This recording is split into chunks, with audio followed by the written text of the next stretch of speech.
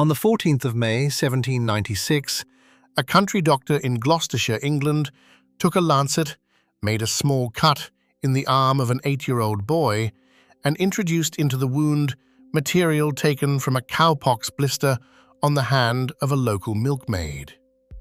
The boy's name was James Phipps. The doctor's name was Edward Jenner.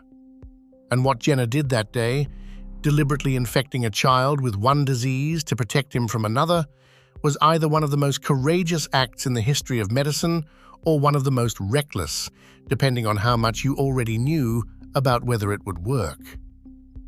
Jenner, fortunately, knew quite a lot. He had been watching milkmaids for years. He had noticed that they rarely contracted smallpox, one of the most feared and lethal diseases in human history. And he had developed a hypothesis that their previous exposure to cowpox, a much milder disease caught from the cattle they worked with, was somehow protecting them.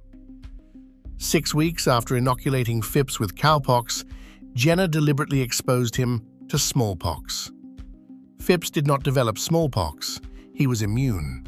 This experiment, Crude, ethically complex by modern standards, and conducted on a child who could not consent, is usually cited as the beginning of vaccination. Edward Jenner is usually called the inventor of the vaccine. And like almost everything else in this series, that version of the story is incomplete in ways that matter. Jenner was not the first person to inoculate someone with cowpox.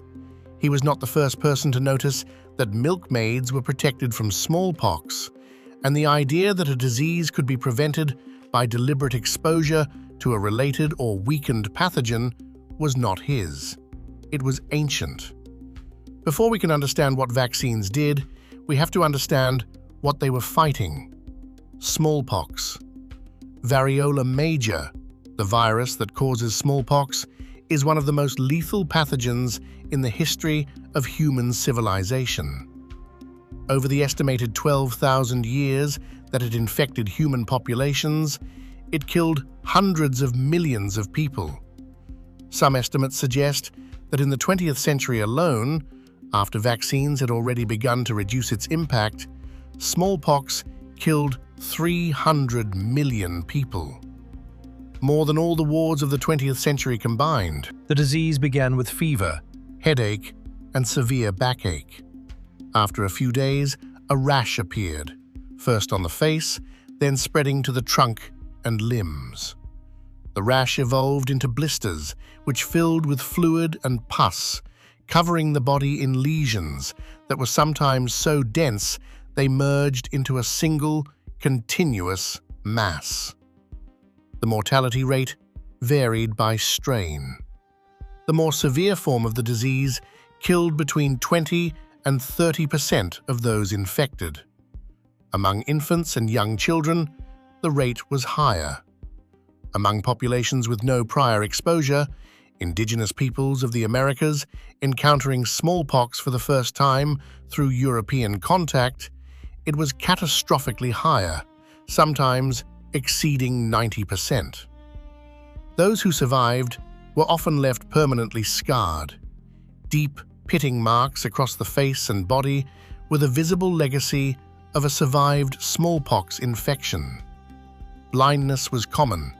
The lesions could form on the cornea and destroy vision. Limb deformities occurred when the lesions damaged the joints. Smallpox shaped human history. It killed pharaohs and kings and emperors. It changed the course of wars. Hernán Cortés's conquest of the Aztec Empire was aided decisively by a smallpox epidemic that swept through the Aztec population, a population with no prior exposure and therefore no immunity, in 1520, killing vast numbers of people, including the Aztec emperor Cuitlahuac. It was, by any measure, among the worst things that had ever happened to human beings. And for most of human history, there was nothing that could stop it. The practice of inoculation, deliberately exposing people to smallpox material to provoke a milder infection and immunity, was not an 18th century European invention. It was practiced in China, possibly as early as the 10th century AD. Chinese doctors developed a technique of blowing dried smallpox scabs ground into powder into the nostrils of healthy people.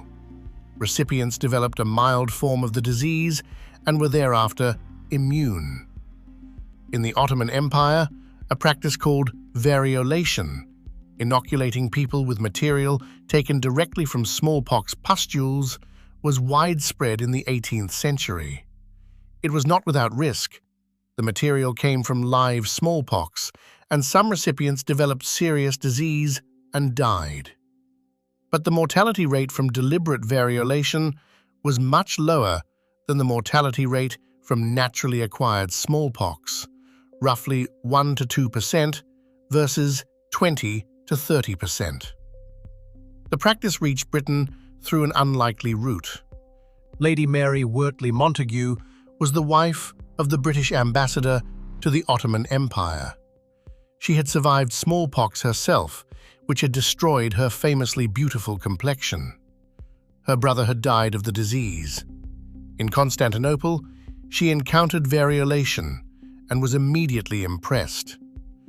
In 1718, she had her own son inoculated. When she returned to Britain, she campaigned for the adoption of variolation. The Royal Society and the medical establishment were skeptical. Lady Montagu was not a doctor. She was a woman and an aristocrat, and her report came from the Ottoman Empire, which was not considered a natural source of medical innovation by the British establishment. She persisted. Trials were conducted, including, in a procedure that would be considered profoundly unethical today, trials on prisoners and on orphan children. The results were encouraging. Variolation spread through the upper classes of British society. George Washington had his entire Continental Army variolated during the American Revolutionary War, a decision that probably changed the outcome of the conflict, since smallpox was devastating the American forces. Variolation worked. But it used actual smallpox material, carried real risk, and required a controlled infection that could spread to others. The search for something safer was ongoing. And it was found, as so many things are, not by a scientist, but by a farmer. Benjamin Jesty was a prosperous farmer in Yetminster, Dorset. He was not a doctor, not a scientist, not a member of the Royal Society. He was a man who worked with cattle and who had, over years of observation, noticed the same thing that Jenner would notice, and that milkmaids across England knew from practical experience. People who had had cowpox did not get smallpox. In 1774, 22 years before Jenner's experiment on James Phipps, Jesty acted on this observation. A smallpox epidemic was sweeping through Dorset. Jesty had already had cowpox himself and believed he was protected.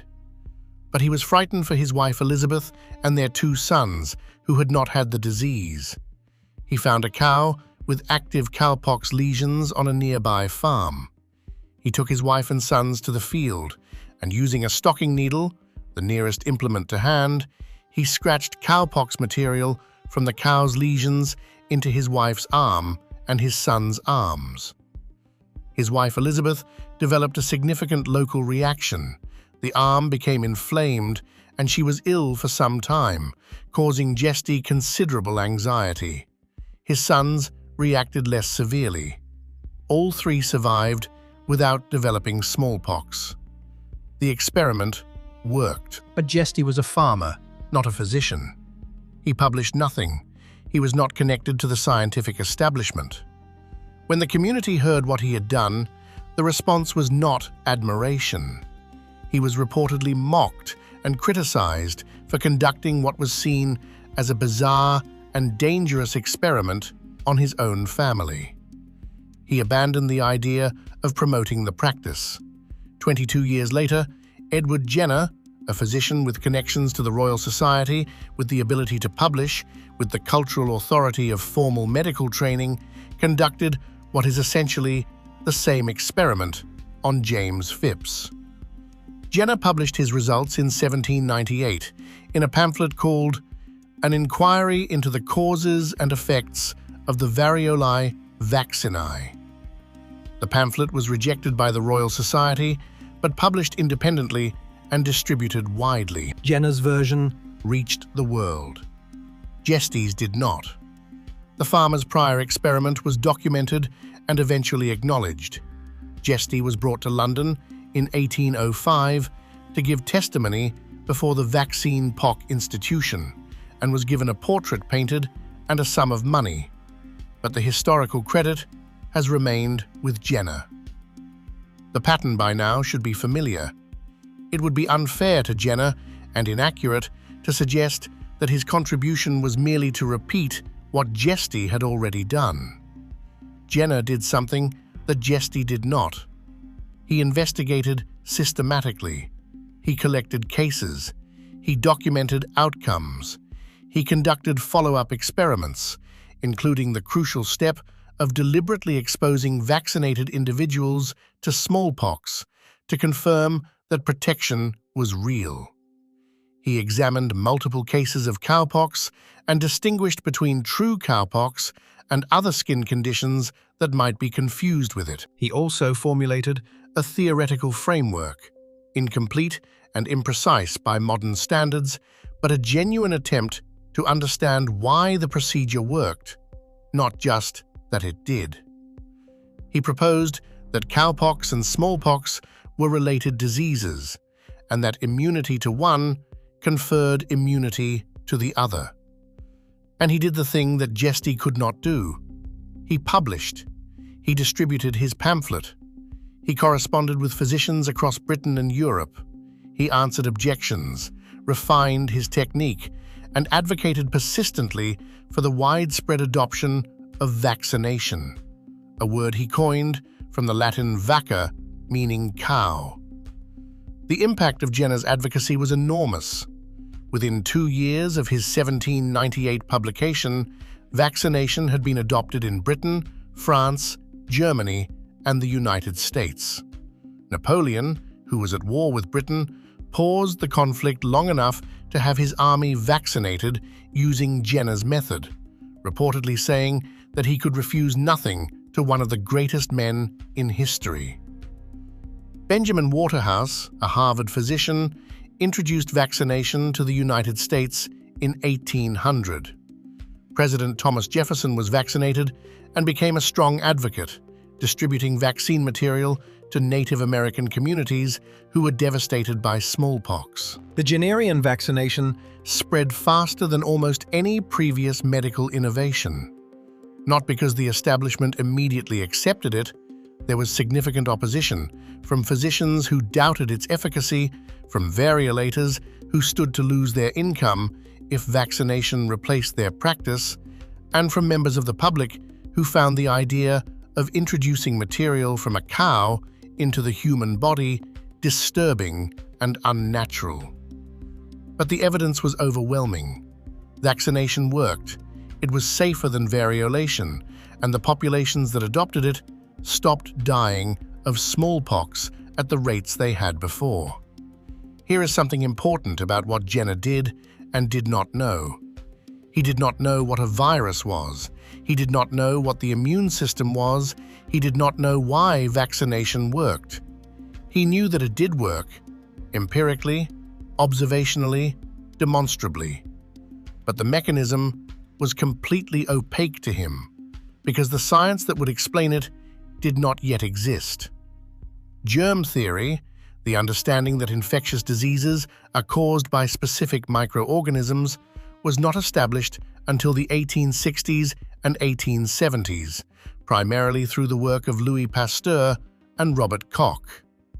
Before that, the dominant theories of disease involved miasmas, imbalances of bodily humors, or moral failures.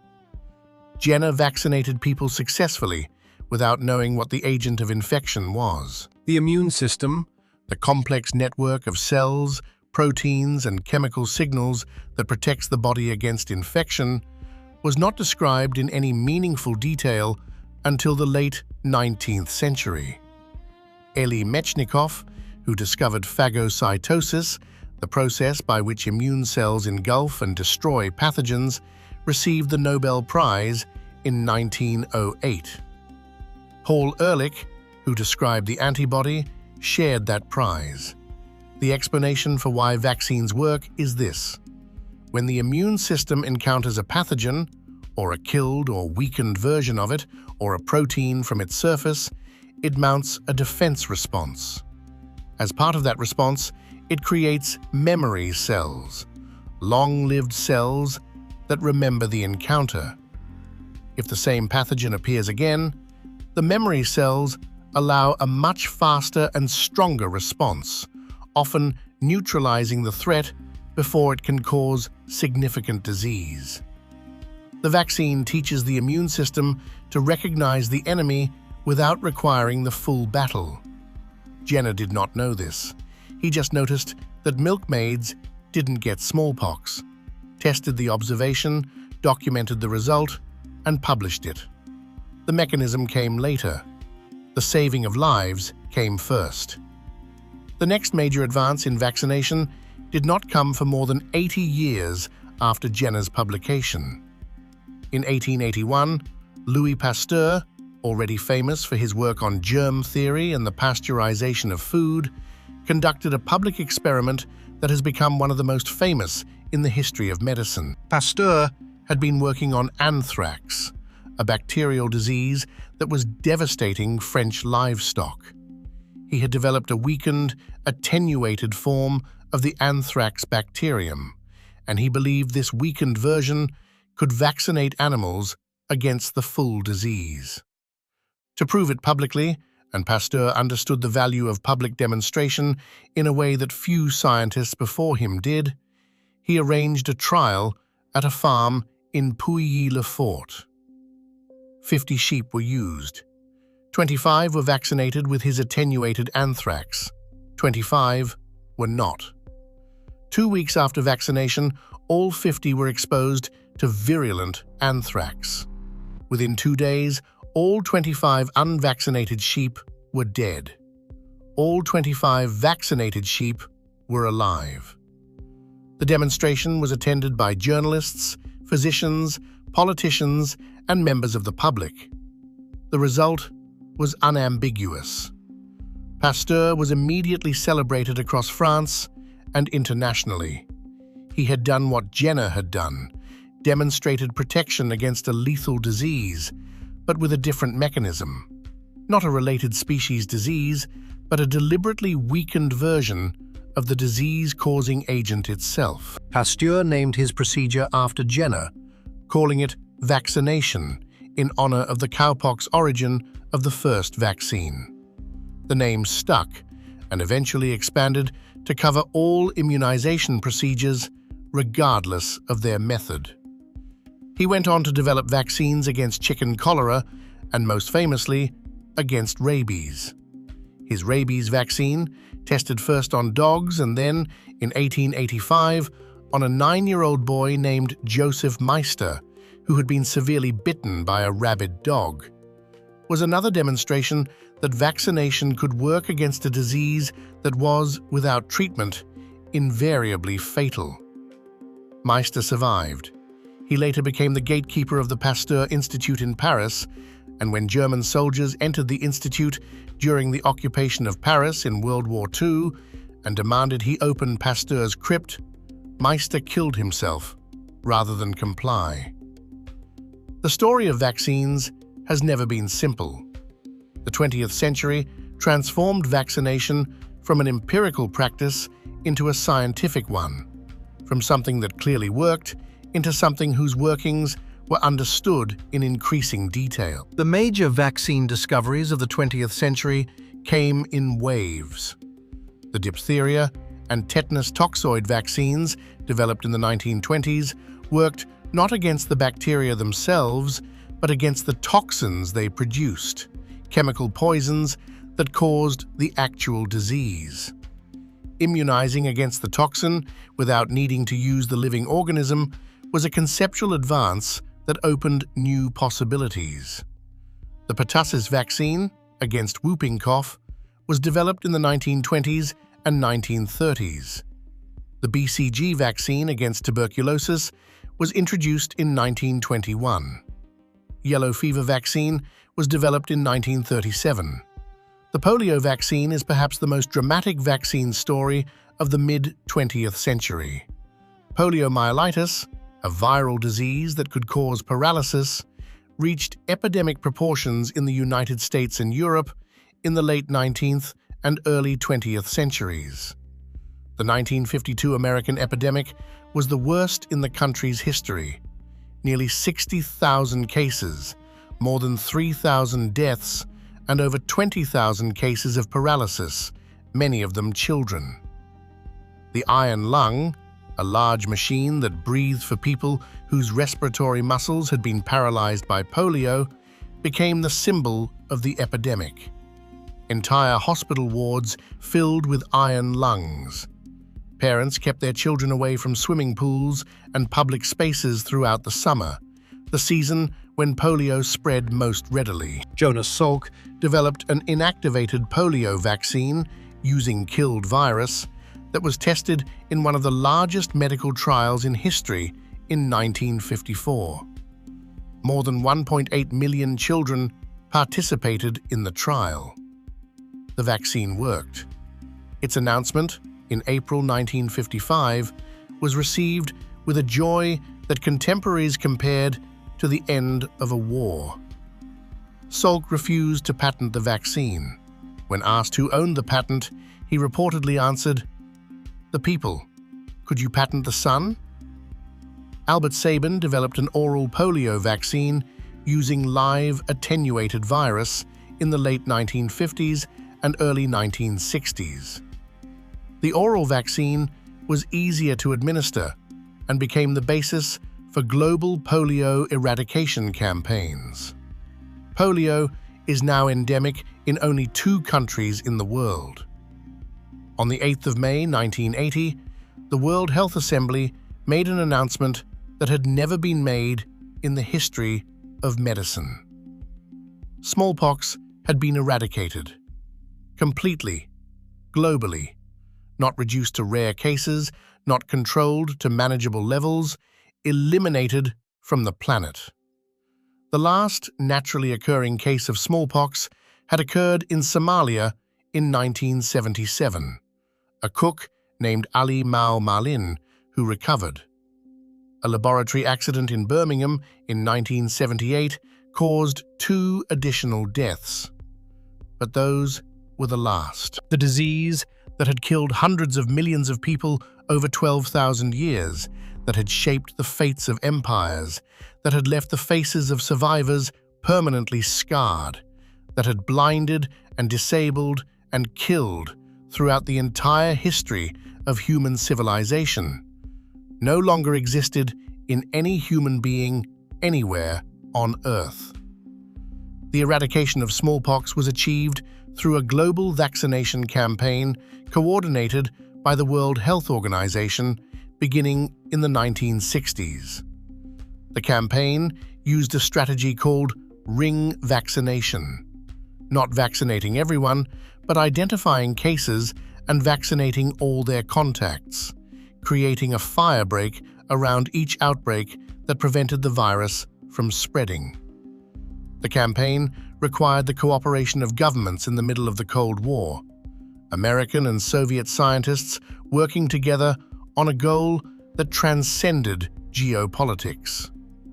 It required building vaccine production capacity in countries that had none. It required thousands of health workers traveling to remote villages in Africa and Asia, finding cases, vaccinating contacts, and preventing spread. It was, by any measure, one of the greatest public health achievements in human history.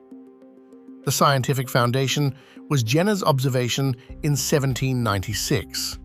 The practical foundation was the systematic work of thousands of public health workers over 2 decades.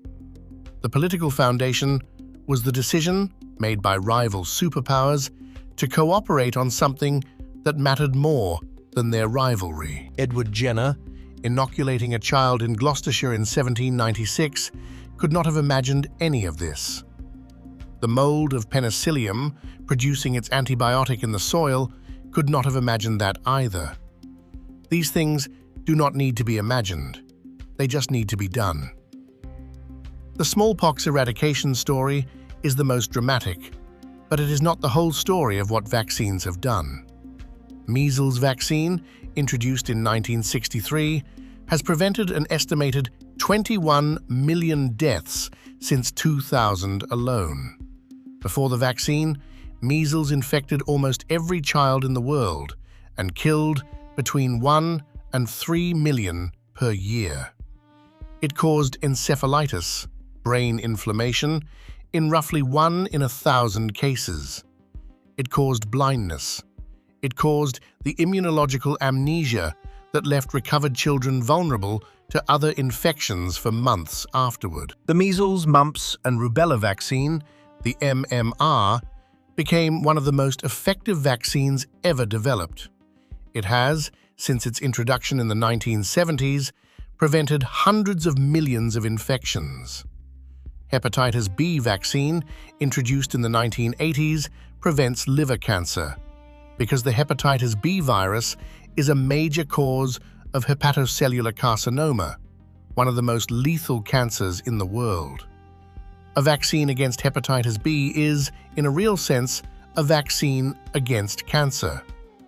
The HPV vaccine, developed in the 2000s, prevents infection by the human papillomavirus, the virus responsible for almost all cervical cancers and many other cancers of the genital tract, throat, and mouth. The HPV vaccine is the first vaccine specifically designed to prevent cancer. The COVID-19 vaccines, developed with unprecedented speed in 2020 and 2021, using mRNA technology, demonstrated that the platform of vaccination, teaching the immune system to recognize a pathogen, could be adapted to a new threat within months rather than years. The mRNA technology had been developed over decades of prior research, primarily by Katalin Karikó and Drew Weissman, who received the Nobel Prize in Physiology or Medicine in 2023 for their foundational work. The COVID-19 vaccines prevented an estimated 14 to 20 million deaths in their first year of deployment. Vaccination, in the span of 200 years from Jenner's Lancet to the mRNA platform, has become the single most effective public health intervention in human history. Vaccines have faced opposition since Jenner published his pamphlet in 1798. This is worth understanding clearly because the history of vaccine opposition is often presented as a modern phenomenon, as if resistance to vaccines is something new, something caused by social media, something that didn't exist when people were rational and trusting of science. It has always existed. In Jenner's own time, the objections were diverse. Some physicians doubted the efficacy of vaccination and preferred variolation, which they understood and practiced. Some members of the public found the idea of introducing material from a cow into the human body disturbing. James Gilray's famous satirical print, The Cowpox, showed people sprouting cows from their bodies after vaccination, a caricature of the public's anxiety. Religious objections were raised by people who believed that disease was divinely ordained and that circumventing it was impious. In the 19th century, when vaccination became compulsory in Britain under the Vaccination Act of 1853, a significant anti-vaccination movement emerged. The objections were a mixture of libertarian concern about state coercion of the body, genuine worries about safety from contaminated vaccines, and a general skepticism about the authority of the medical establishment. The specific modern form of vaccine opposition, the claim that vaccines cause autism, originated with a paper published in 1998 by a British physician named Andrew Wakefield in the journal The Lancet. The paper claimed to show a connection between the MMR vaccine and autism in 12 children. The paper was fraudulent. Wakefield had falsified data. He had undisclosed financial conflicts of interest. He was being paid by lawyers seeking to sue vaccine manufacturers. The research was not replicable. The study was retracted by The Lancet in 2010. Wakefield was struck off the medical register, but the paper's impact could not be retracted. Vaccine uptake rates fell across Britain and parts of the United States. Measles, which had been nearly eliminated, returned. Outbreaks occurred in communities where vaccination rates had dropped below the level required for herd immunity, the threshold above which the disease cannot spread through a population because too few susceptible people remain. Children died of measles in the years after Wakefield's fraudulent paper, who would not have died if vaccination rates had remained high. The story of vaccines includes not just the lives saved, but the lives lost to the fear that has always accompanied them. Both are part of the record. There is something about the global vaccine story that is almost never discussed in popular accounts, and it deserves a moment. Most vaccines are fragile. They require refrigeration to remain effective, temperatures that are cold enough to preserve the biological material, but not so cold as to destroy it. The window for most vaccines is between 2 and 8 degrees Celsius. Outside that range, the vaccine degrades and becomes ineffective. This means that getting a vaccine from the laboratory where it was produced to the arm of a child in a remote village requires an unbroken chain of refrigeration: cold storage at the manufacturer, refrigerated shipping, cold storage at the regional distribution center, refrigerated transport to the clinic, cold storage at the clinic. Every link in the chain maintained continuously. This is called the cold chain. Maintaining the cold chain in high-income countries with reliable electricity and infrastructure is challenging but manageable. Maintaining it in countries with unreliable power, poor road infrastructure, and limited refrigeration equipment is one of the greatest logistical challenges in global health. When the cold chain fails, when a vaccine is stored at the wrong temperature or transported in a way that breaks the refrigeration, the vaccine may look identical, but be ineffective. Children are vaccinated with dead vaccine and remain unprotected. The failure is invisible at the point of delivery. The scientists and engineers who have worked on improving the cold chain, developing vaccines that are more thermostable, creating better portable refrigeration, designing delivery systems for remote areas, have saved lives that no one counts and no one names. The Meningitis Vaccine Project, which developed a meningitis A vaccine specifically designed for sub-Saharan Africa, created a vaccine that was both affordable and more thermostable than existing options. Since its introduction in 2010, meningitis A has been virtually eliminated from the meningitis belt of Africa, one of the most successful regional disease elimination campaigns in history. The people behind this are not famous. They are public health scientists, logistics specialists, government officials, and community health workers in countries you may not think about when you think about vaccine history. They are part of this story too. Let me try, as precisely as I can, to account for what vaccines have done. The World Health Organization estimates that vaccination prevents 4 to 5 million deaths per year. Every year. Not a total, per year. Since the development of the smallpox vaccine in 1796 to the present, the accumulated total of lives saved by vaccination is estimated in the hundreds of millions. Smallpox alone, 300 million deaths in the 20th century before eradication in 1980, gives you a sense of the scale. Polio has been reduced from over 300,000 cases per year at its peak to fewer than 200 cases in 2021.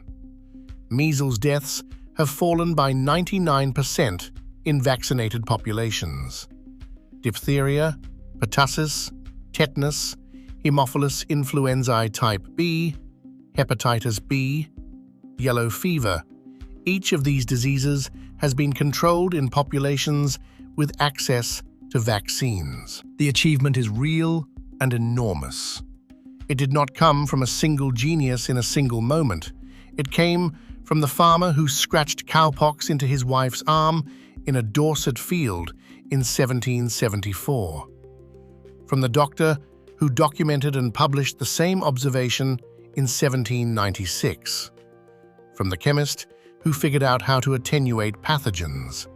From the immunologists who explained why it worked. From the virologists who produced the polio vaccine and the measles vaccine. From the biochemists who developed the mRNA platform. From the logistics specialists who maintained the cold chain. From the health workers who went village to village in Africa and Asia with needles and vials. From the mothers who brought their children. The threat to this achievement is real and growing, not just from anti-vaccine movements in wealthy countries, though those matter, but from the gaps in global vaccine access that leave populations unprotected, populations where the disease can circulate, mutate, and return. A pathogen eliminated in one country but circulating in another is a plane flight from re-emergence. And from complacency, the particular vulnerability of success. When a disease is rare, the visible benefit of vaccination decreases. The perceived risk of vaccination, always small, always real, becomes relatively more visible. Parents who have never seen measles or polio or smallpox find it harder to feel the necessity of vaccination than parents who have. The great vaccinator against smallpox was Edward Jenner. The great vaccinator against polio was Jonas Salk. The great vaccine program that eradicated smallpox was led by D.A. Henderson and staffed by thousands of people whose names are not in any history book. The thing that threatens to undo their work is not an enemy, but a failure of memory. A failure to pass on the knowledge of what these diseases actually did. A failure to hold in the imagination the world before vaccines, in which a child with a fever might be entering the first stages of smallpox, and the only thing you could do was hope. That world is still available. It has not been abolished. It has been held at bay by a cold chain, by a community health worker, by a 2 degrees Celsius margin, by the decision of enough people to protect their children. The decision has to keep being made. They were the first to know. The milkmaids of England, the women who worked with cattle, who caught cowpox from the cows they milked, whose hands and arms or the mild pustules of the bovine disease, they knew, from practical experience accumulated over generations, that they did not get smallpox. They did not publish this observation. They had no laboratory, no pamphlet, no connection to the Royal Society. They had their own undamaged faces in an era when smallpox scars were visible on almost every adult countenance. They had their unmarked skin as evidence of something they could not explain, but could observe. Jenner listened to them. He recorded what they told him.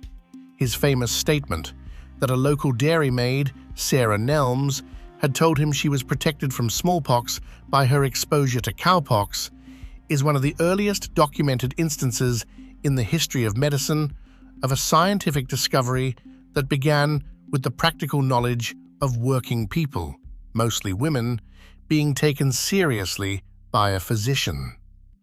The milkmaids did not receive credit. They did not appear in the Nobel citations.